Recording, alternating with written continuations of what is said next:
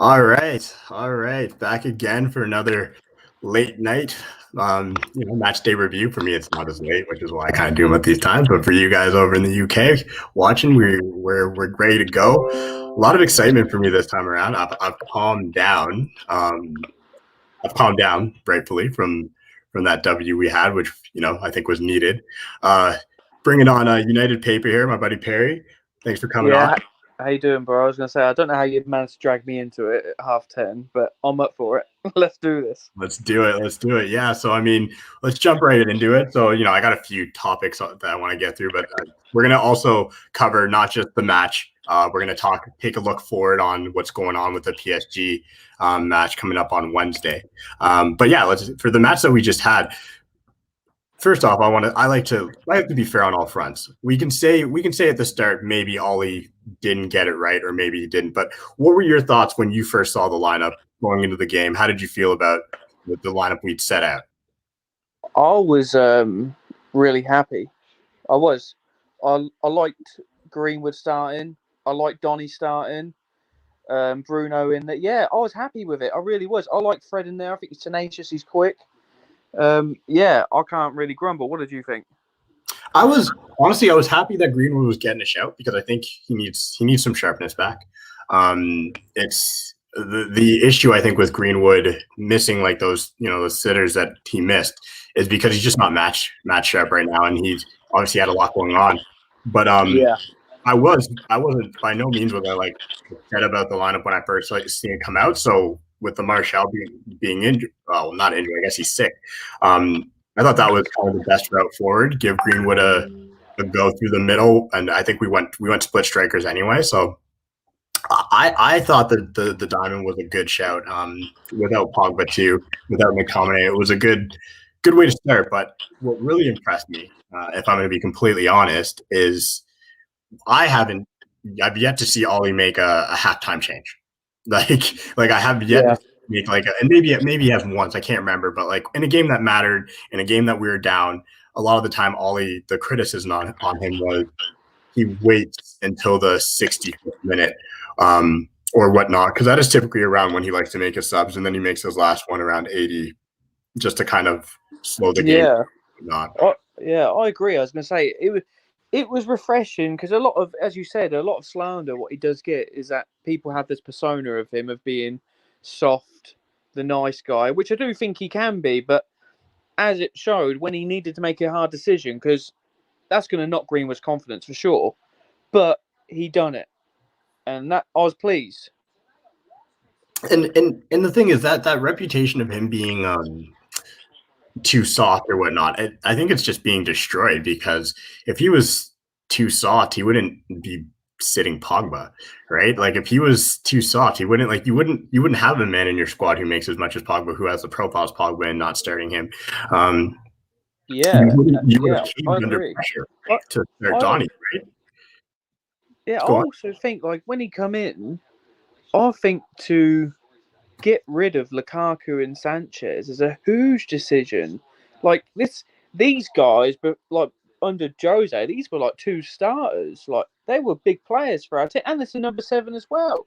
Big players in the dressing room, and they were gone. And for me, that was I don't. No soft managers making those decisions, are they? They're going to try work with the players and try see what they can do. But yeah, I've been impressed. That was the start of the beginning of his like clear out. That we're seeing the fruitions of now, and it's funny that you're seeing Ollie at very least can pick a strike force. There's one thing he's very good at is picking the strike force and knowing what he needs from his strikers, and something that I think needs to be kind of really harped on, really focused in on is the profile of striker that Cavani is, and that Ollie had literally said for however long in the press, he kept saying it, like he likes his striking options. He likes the fact that he can be fluid across the front three, but he also didn't see any of them as the type of guys to get that nitty gritty goal. The way he said it, like stick your head, stick a foot out, basically put your body on the line to ensure that you're going to get a goal. And we don't, like Martial, Rashford, Greenwood, none of them are those guys. And it's not because they're not going to get there. Like Martial started to show more of it last year, where he was starting to get the tap-ins and whatnot. Yeah. When you look at Cavani, that is exactly who Cavani is. The guy is just he showed it to us, and like that's kind of what I want to harp on right now is how incredible Cavani was in that game, and how it was funny because you saw Cavani come on, and I remember the announcers were chirping him, saying basically saying that it's surprising he's not ready to go on. He didn't have the right shoes on. He didn't have the right boots, because he took a little bit of time to get on. He wasn't fully on the pitch. He was tying his shoes. He wasn't ready, and he kind of gave that impression that like, oh, like I'm not ready. And then he comes on, and instantly the guy was the movement just yeah. Like if I'm honest with you, that to me, watching that game, that had kind of similar feelings, flashbacks of when we had Ibra. It was just someone who was all over the place, and it was that he's an in and out striker, isn't he? And like, it just, I don't know, it was just that persona of what he gave off on the pitch. It just had that Ibrahimovic feel, and I thought he was phenomenal that game. I really do. The funny thing is when you compare it, like I can't even compare the two in the sense of I'll compare them when it comes to how good they are as finishers, but Ibra was way lazier than Cavani. Like Ibra was not the pressing that we saw, like just the Cavani is all over the pitch, and maybe it's because he's still fresh, he hasn't played a lot of games, but he was in the midfield, he was everywhere. He was just trying to get on the ball and make something happen. And it's the kind of the criticism I put on a guy like Oba, who yes, the system for him is very limiting in Arsenal, but you're being paid 350K a week. Like do something. Like I don't care. Like get on the pitch and make some noise. Like get on the pitch. The thing I like about Cavani is he has that aura. That's what I was trying. I meant like he has that kind of aura about him when he's on the field, like Ibra did. It's kind of that selfish, relentless. You know what you. You can tell he's confident in the way he plays, and he knows what he's going to do. Mm-hmm. What's up, Indiana? We're just discussing the brilliance of Cavani. I was talking about how it was pretty hilarious how he was deemed to seem not ready. Remember when he was tying his shoe and the announcers are like, oh, why isn't he's not even got the right boots on? And then he comes on and puts on a masterclass. And Perry over there was comparing Cavani right now, kind of what he reminds him of is the impact that Zlatan had for our team. That kind of wily vet who, when he came on, Cavani basically, I'll say this, he came on in like the presence and the feeling, the way he was running around, commanding the ball. He was all over the pitch, which is the difference between him and Zlatan. Zlatan was very much like, I'm going to stay up here, just get me the damn ball. Yeah. Cavani was trying to get the ball. Well, that's what he was. Zlatan was like, I'm standing right here in the box. You get me the ball. When you see me, you pass me the ball. But Cavani was trying to do everything for the team. And that's a veteran who was like, we're not losing. Like I'm too good to be on the pitch with I'm too good to allow us to lose this game, and that's what I think we desperately needed, because with young Greenwood, and we're saying Ollie also had the balls to pull Greenwood off at half, which he knows is going to hurt his confidence, but it's like that's not what it's about right now. We need to win games, and Greenwood needs to understand that if you don't produce, you will get yanked, because there is that 33-year-old man who's got a really good track record, just waiting to take the spot and to be our no, I wouldn't say a game in, game out, because he can't. There's no way. But I was just really impressed with that aura. Like you could just feel it between him and Bruno. It was just like they're not going to let us lose that game, and that to me was probably the most exciting part of the game, was feeling that what in the past I felt when we go down 1-0, 2-0 or whatever, the game's probably done. I don't have that feeling anymore. I don't know about you. How do you feel? Yeah, well, we're in a group chat together, so you heard my feelings on that. We had a few defeatist attitudes in there, saying, "I know my team, they're done," and I just had this feeling. Like I said from like 15 minutes in, Cavani changes this game. Like you could just tell it was perfect for him. It was just perfectly set up for him. The way he moves, he's still got the best movement in the world for me. I've said this on this channel before. I think with Cavani, he never stops running. That's always been his game. He's constantly on the move. I don't know whether he's got ADHD or what, but he is off. Like he's never stood still. So even the goal actually for Bruno, he puts the ball into positions that he would be in, he would want to run into. Intelligent player. When you talk about Bruno and Cavani, they're both top players they don't have to think about the pass. They know where the ball's going. They put it into certain areas. They move into certain areas. The goals he scores as well. Like the man's it's repetition, it feels like, because at the end of the day, when you've done it so many times, like I've seen Cavani score, like probably both those headers, I've seen Cavani score, if I'm going to be completely honest. Like I've seen those goals from him before in the Champions League as PSG player, where he just, and we saw it in Chelsea, the Chelsea game when he came on late and he just got one touch and it like hit the side netting and you're just thinking to yourself, oh, that wasn't any of that. That was a full-blown first touch. So yeah, he makes hard chances look like relatively easy, and like you don't even really expect him to score these chances. I mean, striker. At this point, I'm going to start expecting it of him. But I am looking forward to the potential now new lineups we could play with. I've been busy with work day, so I haven't got a chance to look at some of the tactic videos that went out. But just from watching the game, what I was really impressed with was how Ollie not only changed the personnel, he changed the tactics completely. Which he's a PE teacher. He doesn't know how to change tactics. He can't feel a game out. He completely changed the tactics that game. We went from playing kind of a more narrow style game to pull the ball out wide, stretch the team out, and then whip balls in.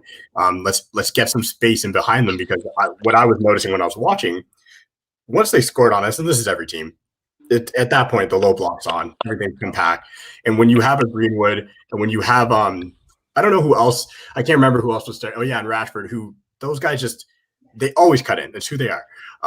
When you play that narrow style, and I'm going to bring Neat on because it's a good time to the nice tactician here. Thanks for coming on, Neat. So when you play that way, you do have a hard time breaking down the team. And then as soon as Cavani came on and both of those guys just split out, you split out wide. Bruno started going out more wide. Hellas was providing tons of width and whipping balls. And I was so happy to see it, because I know sometimes you don't want to always do that style of football, but it was perfect for the Southampton team. That's the thing, though, Cam. That's the difference between a Martial. I think Greenwood will get there. Martial and Rashford, and then a Cavani, is that they're very different. Cavani's instinctive movement. He's not being coached how to move. He gets into positions instinctively. He knows sometimes. The Bruno goal in the Champions League, he makes that run knowing that he can take two players out of the game and put pressure on the keeper. You'll never see Martial do that. That will never happen. That is not his game. The same as Martial scores goals where he runs around four players. You'll never see Cavani do that. These are two different options. What I want to see from Ollie is picking the right options when he needs to change the game. Not just set up for games, when he needs to change the game. If it means Martial and he's got to take him off because it's not working, I want to see him do that. He needs to be a bit more ruthless with that. I have no issue with that. I'm not Martial or Cavani. It's about setting up for those games and getting it tactically right. And now we have those options. But Cavani is, again, he's got the best movement of any striker playing football right now, I believe. I've said that for a long, long time. He's instinctive. His finishing is instinctive. Like, it's not something he has to think about. He's there. He's done it. Remember Paul Scholes? When Paul Scholes would hit passes, he'd hit the pass before 2 or 3 before the assist. Instinctively, he'd know straight away where the ball's going. That's what made him a top player. That's what separated him from other players. It's the same with Cavani, but there will be games where you need those players to run with the ball, or stretch them, or run behind and break the lines. And that won't be Cavani's game. Cavani's game is to drag the players out or run into those spaces in the box. So I love that we've got options. I love that. No, me too. So I mean, it's a good segue into, because we've been talking a lot about Cavani, into a player like when you're talking about Scholes who sees the pass or whatnot, a player who really impressed me, and Aaron always goes off about his boy Van de Beek. That for me, he had one of he had easily, that to me was I thought that was his best game in a United shirt, in my opinion, personally, just because, and this is my reason, he didn't do a single thing wrong. Like when I was watching him, he didn't lose the ball at any places. He didn't make a poor pass. Like Fred in the first half was abysmal. There's times he made up for it, obviously, but for me, the whole game I was watching, I really key in on Donny because there's such a big call for him to start and be ahead of Pogba, and I love Pogba, so I'm like, okay, let's see if I can find any fault. And when I was watching Donny, I'm like, this man's just going in there and putting in a shift, and he's doing all the simple things and everything he has to do, and making the right passes, getting into the box. But he didn't even go. He didn't move as far up the pitch as I'm used to seeing him do. I don't know what you guys think, but every time I've watched Donny, I just love that he's always tracking back, winning the ball, and he is a leader. Like he's telling the players, pointing them where to move. I don't know what you guys think, but I've been pretty impressed with him. Like he does the dirty work and just gets on with it. Yeah, there was even a moment when we scored the first goal for the comeback. I don't know if I'm sure it's for that goal. No, it is that goal. If you spot it, when Wan-Bissaka has the ball and he's coming on the inside and Cavani makes the run to the right, Van der Beek actually points to tell Wan-Bissaka, like, don't pass to me, pass to Cavani.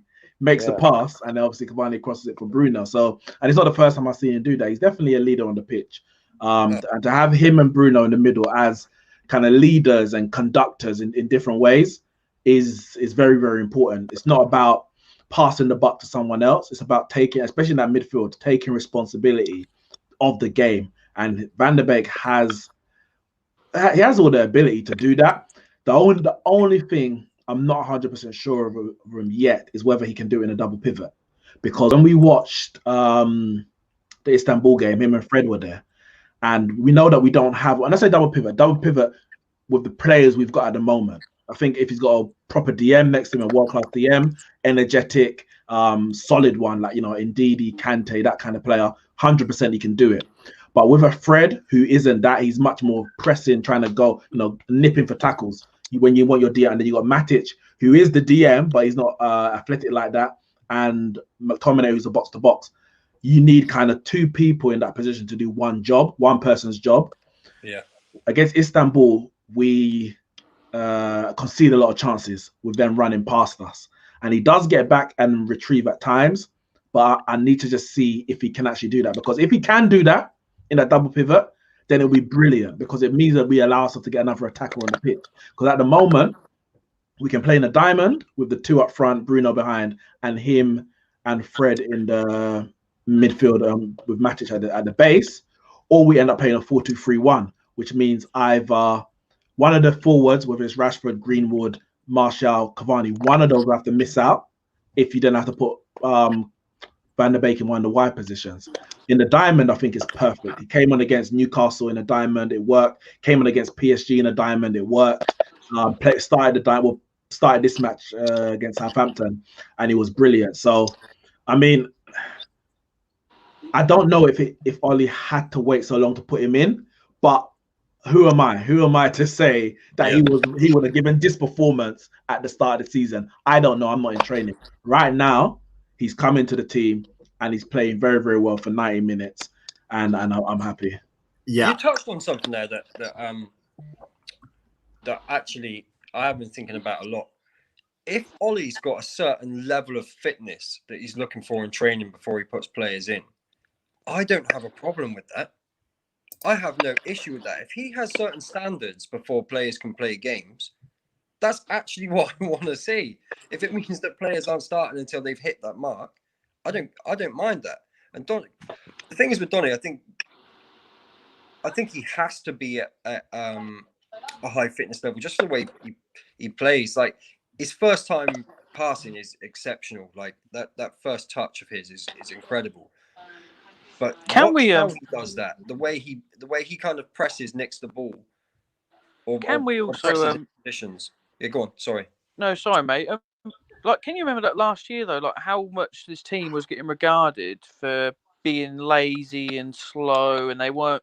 And these guys were still going in the 90th minute. And I think Southampton are a good pressing team, and they're fit. And we were still going. So I think it's testament, really. Like, I still think Ole has a lot to do. I don't know what you guys think, but I think we're showing some good signs. We are. Nothing's perfect, but they're getting there. So with Ollie, I had this theory too. When everybody was like, "Play the diamond, play the diamond, play the diamond," I was like, "How? We've never played that formation before. We just got these players in." I'm like, "You really think that it's not FIFA where it's like." I know what a diamond looks like. I know where everybody should be on the pitch or what. I'm controlling them, but these guys have never played together, and you're just saying, but they're world-class players. They should play. People in quotes because everybody likes chirping saying Pogba. They're just great players. They should just be able to get on the pitch and play. But then the side part is, but Ollie doesn't coach or train. So it's like, which is it? It's like, which is it? We should be able to put the players on and they can freestyle together with no training, no preseason, guys coming back. Ollie doesn't need to be a coach. They're just that good. Or do we actually need to train and coach guys? Because like you're seeing it now. I bet you they're starting to get more practices in with that formation because Ollie's formation was a 4-2-3-1. So now that they're getting that practice in, we know the fitness thing's a big deal because Ollie came in and slagged off everybody last year when he first came in, not last year. 2 years ago. He said these guys are not fit enough. He's like the Man United teams I know. He's like a United team I know. They run. They can't move. They run more. We never came off the pitch without running more than the opposition, even at our best. Exactly. So I think that's a very good shout, Neeks. I think when you think about it, I think it came down to training. I don't believe he didn't play him because of ability. And the thing with the diamond requires probably more fitness than any other formation we've played in because your fullbacks have to be up and down because they control the whole wing. Your strikers are split strikers and they have to also be in the box. And your two central midfielders, they have to also go wide and come inside. So it requires a lot. Drop in more. Yeah. It's all more running. Yeah, it requires a lot more fitness and obviously, as you said, practice. Basically, we played it once against Everton back in March. We drew 1-1, one of Bruno's first games, and it didn't work. I think we played in the first half, didn't work. He changed it back. So yeah, you can't just say, all right, we bought Van der Beek deadline day, let's go with a diamond. Like that's not how it works. Or not Van der Beek, sorry, we bought like Tellez and all that. Yeah, everybody.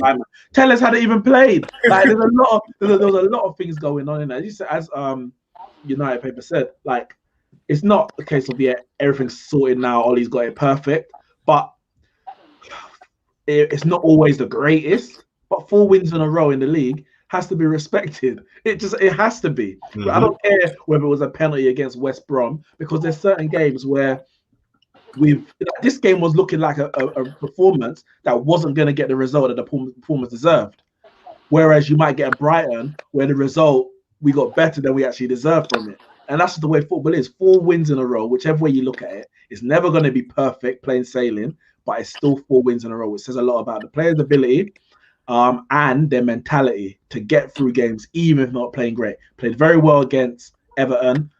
Played well against Southampton. Let's not get it wrong. Played well against Chelsea second half too. Yeah, we did. Yeah. Didn't play well against West Brom, but got the win. I feel like I'm missing. It is 4 wins in a row, isn't it? Or is it 3?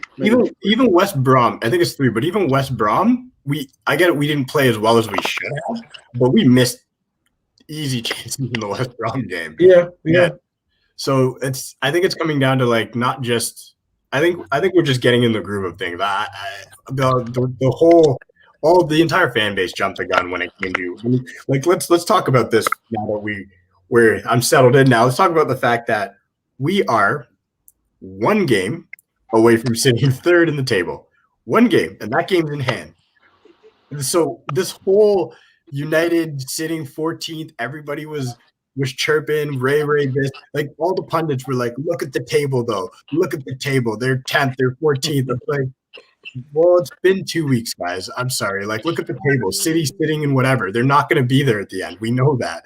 So why are we the only team where you can say, look at the table and be like, oh, we're not Arsenal. You can look at Arsenal and be like, yeah, they should be in 10th. But like I said at the start of the year, I believe this team's going to finish in the top 4. I think it's going to be 4th because I'm not discounting what City's going to do. I truly believe City will just turn it around and go on one of their crazy runs where they just beat everybody 3-4, whatever. No, but I do believe we'll be in the conversation this year. And it feels to me that the engine's starting to warm up now, and that's just starting to purr. Like I could tell from the first few games I watched, we was just so tired. We weren't at the races, but they've just got that air of confidence about it. And I wouldn't be surprised if we go on another run. We only I think well, we got. I think who we got? We got West Ham next. West Ham. And then Man City after that. I think.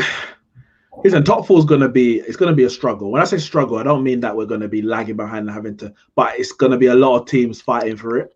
The fact that Spurs are right up there puts another team in the hat that we really didn't want, because we kind of said, yeah, Liverpool, Man City, that's guaranteed.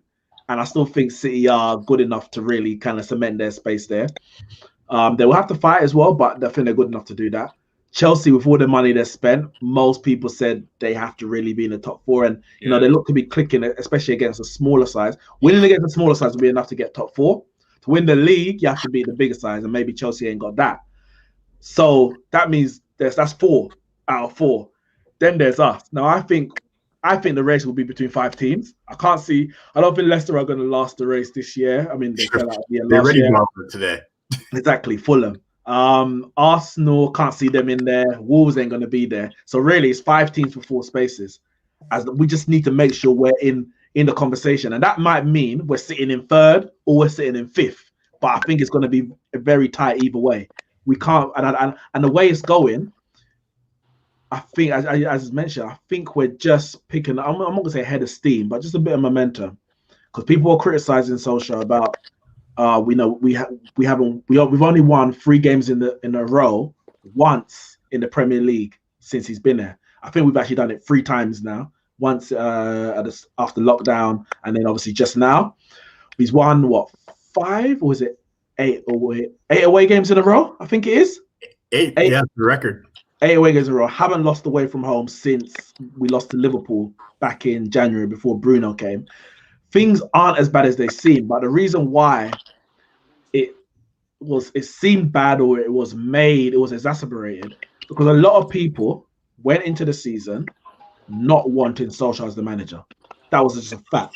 And whether they were saying it or not out loud, they didn't want it. So the moment we lost the game, and obviously that came in the first game of the season, the pitchforks were out and they have not returned in. Now, I'm not saying that beating Brighton should have kept it in, because if that's what you believe, that's what you believe. And then losing to Spurs, you're definitely going to keep it out. But I think, they definitely came out much sooner than they should have, because people had lost faith from last season, because we lost to Chelsea and lost to Sevilla. And I'm like, but we didn't even think we were going to get top 4, and we finished 3rd. So where's the little bit of patience and the little, all right, everything wasn't perfect last year, but we got top 4 when nobody expected it. So let's see what we can do. Nobody had any patience, or a lot of people, should I say, had no patience. And that's why everyone went over the top. I agree with that. I think it's hard for people who want him out to watch us win, because they know what that means. They know it means he's not going to get fired. And I think when we get down to, I think in January, we'll have a really good view of what's happening, because we're talking about City for sure being there. But if City do lose to us, all of a sudden the City's climb is much harder than ours at that point. If City lose to us, they've now dropped 4 games, which, as we know, that's you basically have 1 more loss before you're out of contention. Which is where, I mean, being at 3 this early is also scary, but I think that's something to keep an eye on. I do believe Chelsea, with all their talents, should be there, but I have said this, and I will continue to say it. I wouldn't be surprised. Like, I picked Chelsea to finish outside of the top 4, because Chelsea has yet to really have a sustained down period. They went on these big runs last year, and that's what there was the one run they went on where it was like 10 games straight. That kept them alive. Kept them alive. That run right there. So I want to see what happens if the next game Chelsea happens to lose. I'm curious to see if they pick themselves back up with a team that's not used to playing together. There's going to start finger pointing. There's going to be that beef. And I want to see if they can survive it, because it's all eyes on Chelsea. If we talk about expectations, the reason Jose's loving life in Tottenham, nobody's expecting what he's doing. Yeah. And he's just like, I just got to go out and win the game. I'll motivate my men the way. Nobody's coming for him. He doesn't have to. And here's the thing. And if I don't win, no one ain't going to be. You know what? It's what it is in it first. You know what? That's what he loves, when there's no expectations and he gets given everything. Like, they are the most dangerous side in the Premier League. Trust me, because most teams will sleep on them. Everyone's going to be going for Liverpool because they're the target. Man United because they're the brand and the history. Arsenal because we love it. Do you know what I mean? Like that's Chelsea because they spent so much money. Like Chelsea will probably get more more draws than losses this season. I think that's what's going to happen. They got such a solid back four, but I don't believe in this Werner guy just yet. I'm not there with him. I mean, what a mistake Liverpool made rejecting Werner and getting Jota. Do you know what I mean? What a mistake they made. But seriously, so I think they're gonna struggle for goals at times. Chelsea, and I think if they go 1-0 down, they might be able to pull one back. But I can't see them really taking the top sides to that next level. I can't see it. We've seen it with Spurs yesterday. Spurs look pretty comfortable to me. They look pretty comfortable to me. What they had to do. And with all that talent they've bought, Harry Kane still created the most chances on the pitch, which tells you something. Do you know what I mean? Like they had options. They had Giroud, Tammy Abraham, Pulisic, Werner, Ziyech, Havertz. These are apparently some of the best young talents in the world right now. So I think they're going to struggle with that. I think Man United should be in the conversation. We finished third last season and we've improved.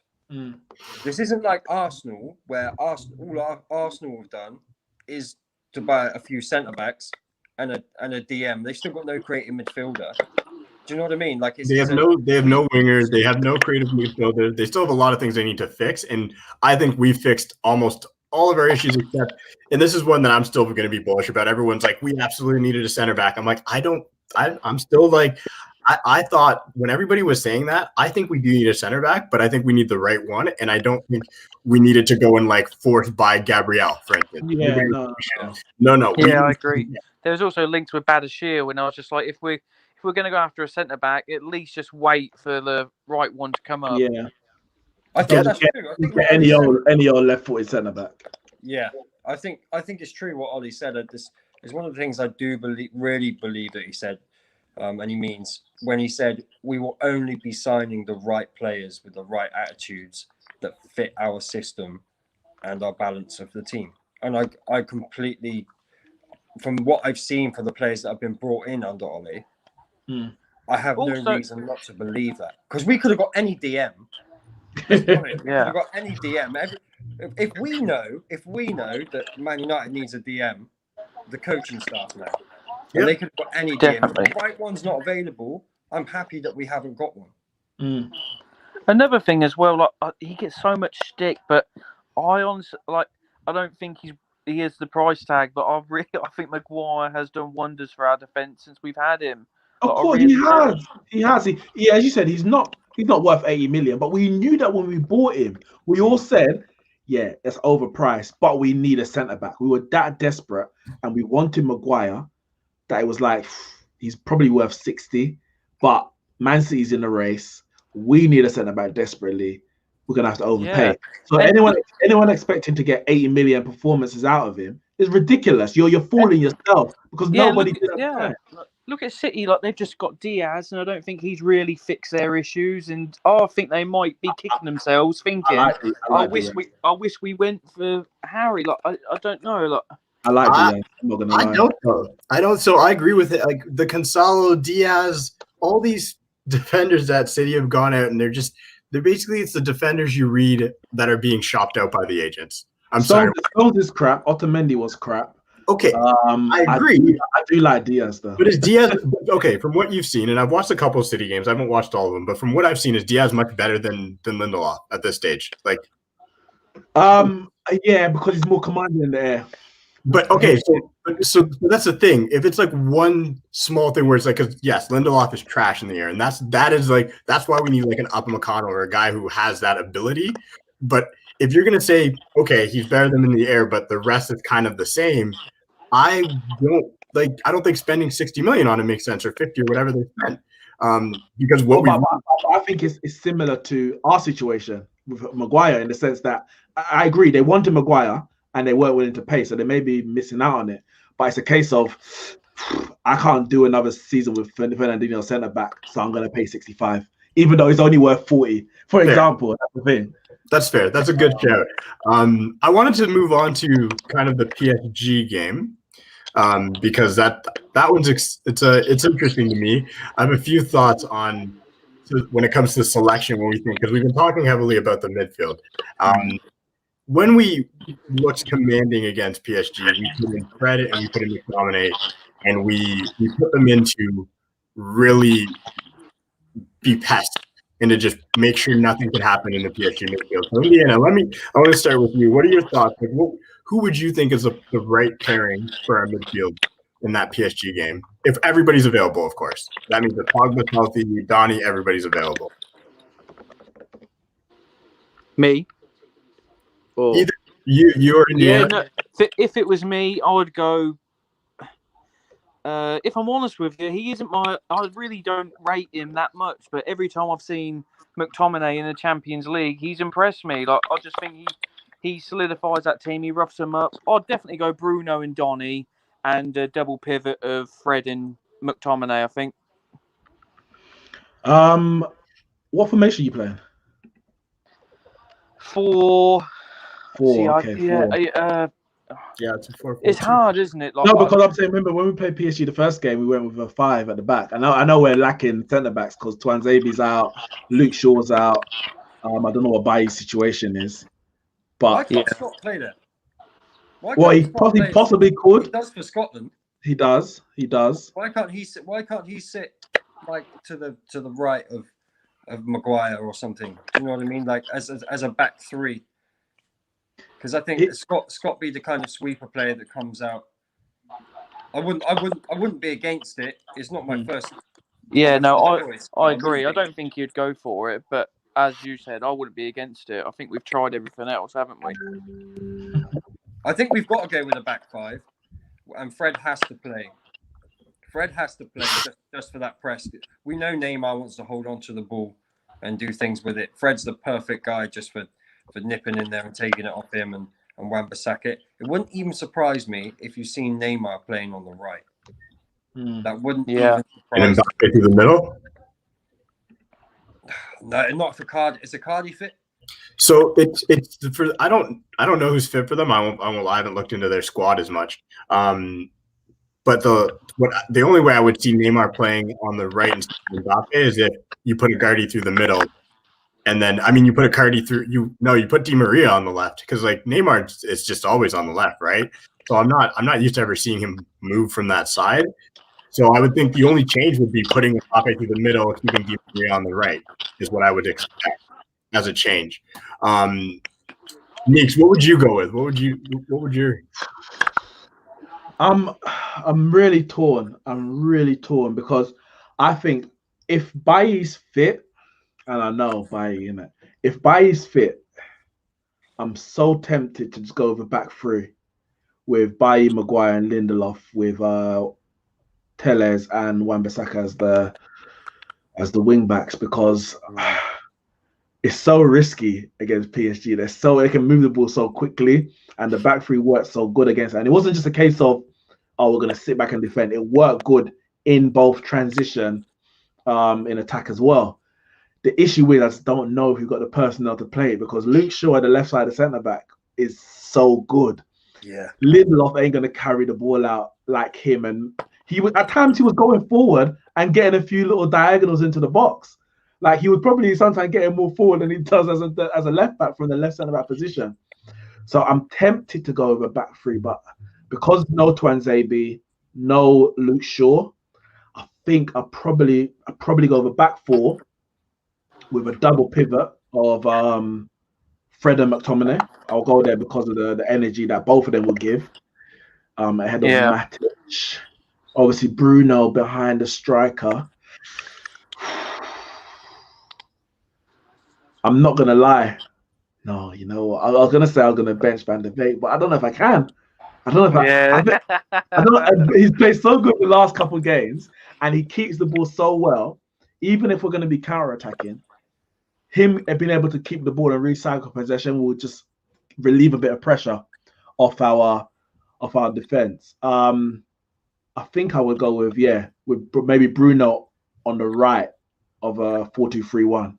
So a double pivot, not Bruno, sorry, a double pivot, Bruno behind the striker and Van de Beek to the right of a 4-2-3-1.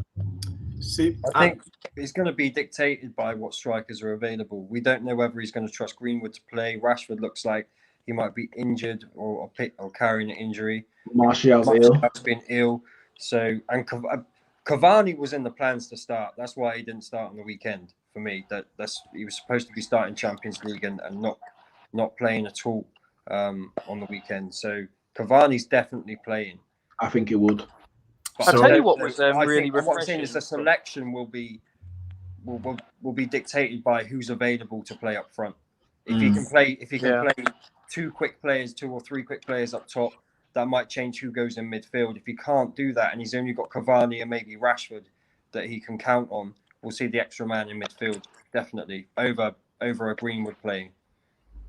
I'll tell you what I really found refreshing against Istanbul, haven't seen it in so long, was Martial on the left. I just love watching him on that left, just taking on players. He's so good with the ball, and like we haven't seen it for so long. Yeah, because and that was really refreshing to just see him in that position, just like doing what he does best. I love him on the left. I really do. I love it when he takes on players because they know what's coming. They do not know where he's going. So I actually have a different theory than everybody here, which is I think they're Greenwood. Not because I think you should bench Cavani. I actually think it depends on who's healthy. But if everybody is healthy, I'm happy to start Cavani on the bench and start with Greenwood, Martial, and Rashford. For this, and this is the reasoning. I know. This is why. So hear me out. I think the midfield should be Fred and McTominay in the double pivot with Bruno. I think that's without saying because we need 2 guys who are going to drive Neymar. Sorry, Perry, I gotta mute you. You got the feedback. Who are gonna drive Neymar and Mbappe crazy because that's what Fred did last game. Like he just go. Neymar can't handle. He doesn't like being touched. So have McTominay and Fred lean on him. Just lean on him. Just wear him out. Wear him out because I would have gone with a back 5, but not because of Twanzebe being out, which I didn't even realize. Luke Shaw being out's the big problem. Shaw Twanzebe got suspended. Like Luke Shaw. Luke Shaw's our guy. Like that's the guy on the left side of the back 3. He looks incredible in that position. I'm not gonna lie. It's a perfect rebirth for his career there. Why I say we should start the front 3 of Greenwood, Martial, and Rashford is because the defending on PSG's side is abysmal, and those guys are so fast. And we're gonna be playing counterattack football anyway, right? We know we're gonna start off that way. Like we're gonna try and defend the way. If I'm all, we're not gonna take the game to PSG because that's not the smart thing to do. If you need to defend your all we need is a draw. We just need to go out there and get a result. And the smart thing to do is start out the game, defend, play the counterattack with Greenwood, Martial, and Rashford. At any point on a counterattack with Bruno, that's a goal. It's like I'm sorry, you get behind that defense. All right, but why not? What's it called? Rashford on the right, Martial on the left, and Cavani up front. So the reason I say that, I've been begging for that, and I think that should be our formation moving forward. Indiana, you're mid, but I think that should be our formation moving forward. I just think there's something about me just feel Greenwood's going to be extra motivated, and he does have that pace. And Greenwood, come on, we saw something we're not used to seeing, and that's Greenwood miss easy chances. Greenwood, when he gets chances, he that's it. It's a goal. Listen, I hear you, but Cavani's on fire right now. That's fair. He's on fire. Like, he played well against Istanbul, even though he didn't score or assist. He played well. He did play well. I'm just being contrary here. I hear you. There's 2 things you're forgetting. One, Cavani knows these players, so I'd like he knows what spots to pick out with those, and they also know they're going to get torn up. And we're forgetting a certain Verratti. He's back, isn't he? Verratti is supposed to be back. Now, this is a guy who picks up the ball in the space. If you've got that extra man out the midfield and he's out wide, you've pretty much given him that space that he wants to pick up. He loves that hole. He just loves it, and he dictates games from there. I wouldn't want to see 3. I'd want to see the extra man in the middle. I'd rather we didn't play Martial and we played Van der Beek. I'd rather that. So what you say, like what, a diamond? Yeah, definitely. Okay. Fred that was what I was thinking. I could get on board with that because I do think you're right. I can't remember what game it was I watched, which one it was, where Verratti made our midfield look. I said Verratti. I'm so mad at myself for that. Where Verratti made our midfield look like children. Every time he got on the ball, he just did the right thing with it. He moved the ball quickly. Everything he did. So you're right. I forgot that he's going to be back, and we have to neutralize him. He's going to be a bigger problem than probably anybody in that team for us. Because Question, in a diamond, who are you playing at the base? Probably McTominay. If I'm being honest, because Fred's not. I'm sorry, Fred is. No, it's fine. I want to hit Indiana. Go on, Indiana. You said the diamond. You just said the diamond. Yeah, I know, but I don't like this question as well. That's why you've asked it. I want to know. Fred. For me, I'd actually go with Matic. It has to be Matic. It has to be Matic. Matic is the only one who can play that position. I'm not gonna lie. He's the only one who can play as an anchor man at the base. McTominay, I don't think is disciplined enough, and neither is Fred. It's not their games. I think in a double pivot they work perfectly, but when you've got one sitting in the middle, it has to be Matic. So I don't have a problem with the diamond. But it just means for me, it can't be McTominay. They played it. I know, to be fair, I think Solskjaer got it the wrong way round. But they played it against Arsenal. But he had Fred at the base, which just did not work. Yeah. But McTominay kept drifting in from the right. I just don't know if they've got the. If you're gonna play them two in a diamond, then definitely McTominay has to be at the base, 100%. Yeah, I agree. But if all of them are available, then for me it has to be Matic at the base. I don't mind that. Because then you've got McTominay on the bench with his energy. And because you're going to need a player, I'd rather McTominay came off the bench when in the last 20 minutes or so when we need that energy than Matic comes off the bench. I'd rather McTominay comes on and breaks up the play. The only thing I'd say with Matic is I'd like to see Bailly start in centre back if Matic is there. Exactly. I just think that pace needs to be there. That's the only reason why we can't really play Matic. Yeah.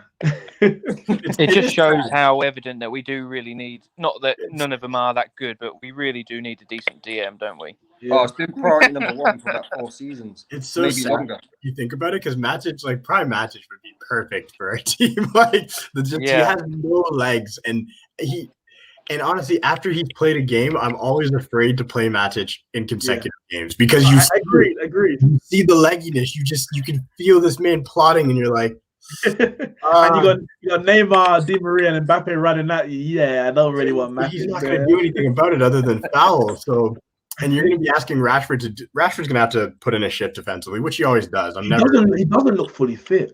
No, he doesn't. Still doesn't. I don't know exactly what injury he's carrying, but he just doesn't look fully fit. He don't look like he's recovered from Wolves last year, does he? I think I did read online that back injury, what he did get, is actually quite serious, and it has ruined a lot of careers for people. It's very serious. I'm scared. So as long as we're not pushing, because it's a stress fracture in his back. That's what it was. And stress fractures, they can heal. They can heal fine, but if they don't heal perfectly, if they're not 100% healed and you go back to work on them, it's a big, in the NFL, it's a big injury, with quarterbacks and such, because they're always twisting and turning and getting hit. If you go back before that injury is healed, you put yourself at risk of bulging discs, of herniating discs, of just so many issues that it was so painful to watch him do the interview with Ryan Giggs the one time where he was leaning like this. He was doing the lean, and I have neck issues, so I know that the feeling he was feeling is just nerves and damage, and you don't know how to sit, you don't know what to do because the pain, you can't pinpoint exactly where it is. It's in your back, but the nerves are shooting everywhere. So I hope because Rashford will never complain and he'll suit up, he'll lace him up no matter what. So hopefully Ollie learned that we can't run him into the ground, because if we lose Rashford, we're in deep trouble. That's why I'm really hoping that Martial is available for this game. And I said it, my ideal formation based on the players available, I would go over 4-2-3-1, the two holding with Van der Beek on the right, and I would go Martial on the left with Cavani up front. That would be my ideal. And then if you want to bring on, you go Greenwood and Rashford off the bench. But even at the beginning of that game, it's like he goes through spells in games where he just looks so uncomfortable.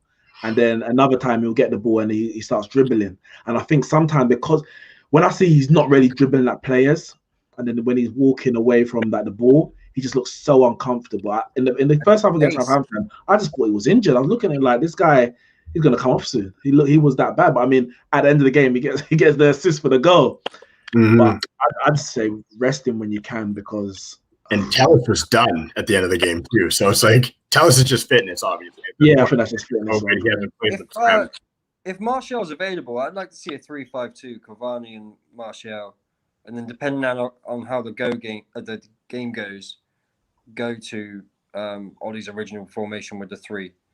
Bring on Rashford and Greenwood, and get that pace in if we need to. I'd like to see us try those 2 up top with the extra man in midfield. I think for me, they've just got PSG have got too much for our midfield to go head to head with them like that. Like Verratti, don't underestimate Verratti. No, you can't. You can't. He is a top player, and I think you need that extra man. And if you've got Cavani with his movement and knocking the ball on for Martial running at plays, you've got those 2 threats in one with the extra man in the middle. And if you've got to stretch them, then you can go to the wide players. Ollie can change it up, take a player out of the back if needed. I'm just a bit worried about that, about having 3 or Bruno up top as well. And all of a sudden you've got 4 players out of the game, and then you're relying on Matic to recover with pace, and Fred, Lindelof trying to catch players. That worries me. So we're looking at, I guess we all can agree then, we want that extra man in the midfield this game. Like, that's what it is. Like, we need to control that part of the game. We're not going to win the possession battle. Let's not pretend. If we do, then Ollie's done something incredible. I don't think out of every PSG game we've had, I think it's been basically 60-40. If you go across all 3, I looked at it earlier. It's been pretty. In one of the games, it was like 30% possession, which was fine. Like, we've won all these games, except for the one that Verratti did boss the midfield.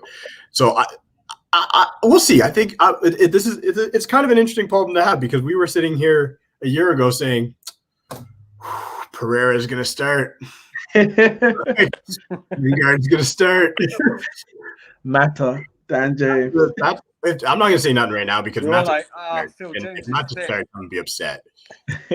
Magic could start. So let's go to predictions, because what do you think? Let's go, Neeks. What do you think is going to happen? What's the prediction? I'm going 1-1. I'm going 1-1, which is a good result for us.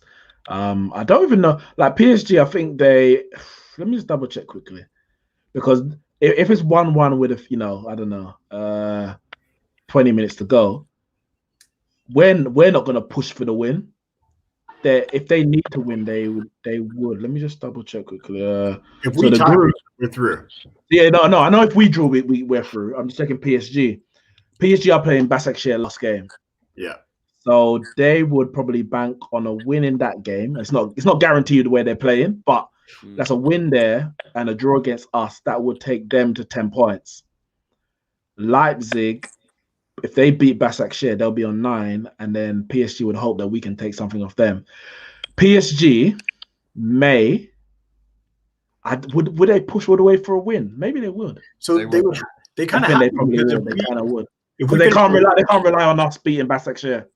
I think we're going to draw Leipzig. If we finish level with PSG, they're out. Yeah, that's the thing. They have to go for the win. I'll go 1-1. I think. Indiana. I think we draw both the Champions League games. I think we draw them both. Okay. I got to. We've got to go. I'd go more than 1-1. I go 2-2. I can see a 2-2. I think Ole knows he only needs a point, so I think he's going to keep it tight. And I think he's just going to say, look, I don't think he's going to go out for a draw, but I think he's going to set the team up to be more defensive, keep it tight. If we can get a point, happy days, and let's try hit him on the counter. So I'm always the optimist here. I truly believe, though, we will draw, and we'll be through, and every pundit will have to shut up. It's going to be fantastic.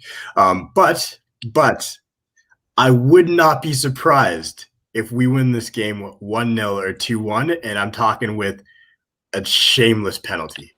Shameless penalty that everybody's going to be upset about. Something where it's just going to be like Cavani or somebody's going to get taken out. The whole world's going to be like, "Oh, you can't call that a penalty," and it'll be a pen, and we're going to take the game. That's what I'm hoping for. That's kind of there'd be nothing more to. I think we'd all be just elated if we've gone through our Champions League knockout rounds and we're through after beating PSG twice.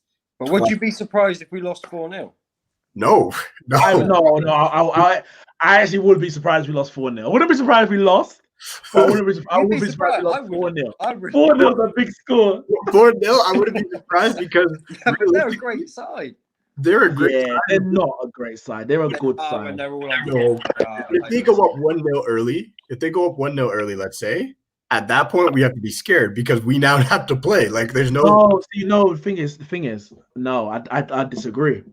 If we need to win, then yeah, we need to play. But if they go 1-0 early, Ollie will be like, keep it tight, and let's see if we can get one. Trust, and they're not going to be under Tuchel. They're not going to be pushing for 2, 3, 4, 5. I can't say he's under pressure. He is under pressure. If they lose to us, he's done. He's gone. Poch is walking in. Guaranteed. There's a prediction. If they lose to us, Poch walks into the job the next week. So them being 1-0 up, they're not going to be flying forward. We're not going to be flying forward. I'm not saying that they. I think I'll say about 70 minutes, we're going to start making subs, bring us and try and get an equalizer, and they may hit us on the break and win 2-0. But it ain't going to be, they're not going to be going gung-ho because he can't afford to lose this game. He can't. He's under pressure. He's under pressure. He is under pressure. I don't think it would be down to how good PSG are. I'm saying about whether we turn up. Like it wouldn't surprise me if we didn't. If we had 2 bad results and then we beat Man City. Do you know what I mean? That's not going to surprise me at all. See, that's what needs to end. I think and I get you're right. It wouldn't surprise me either. But I think that's why we need a good run of form. Like we need a couple off the bounce just to go into being like, okay, a loss would be surprising at this point because we have this mentality where you just said it. I would not be surprised if we lost this game, lost to West Ham, and then battered City, and it's just like, who are we? Like, why? I don't get it. But yeah, I think it's a good place to end the stream. I do appreciate you guys coming on as always. You guys can check out Neeks at Neeks Sports, Football Terrace. Same with Indiana at the First 11, his new show, Fraud Watch Fridays. I want to be on that show, by the way, Indiana. Let me know. Definitely. There's space for everyone, Kat. All right. And Perry at United Paper, one of the hosts on Trafford Talk. He's going to be doing a lot of stuff during the transfer window, basically our transfer guy. So, yeah, thanks for tuning in. Yeah, cheers, guys. It was nice to speak to you all anyway. Thanks for having me, Cam. Thanks, man. Cheers, guys. See you later, lads.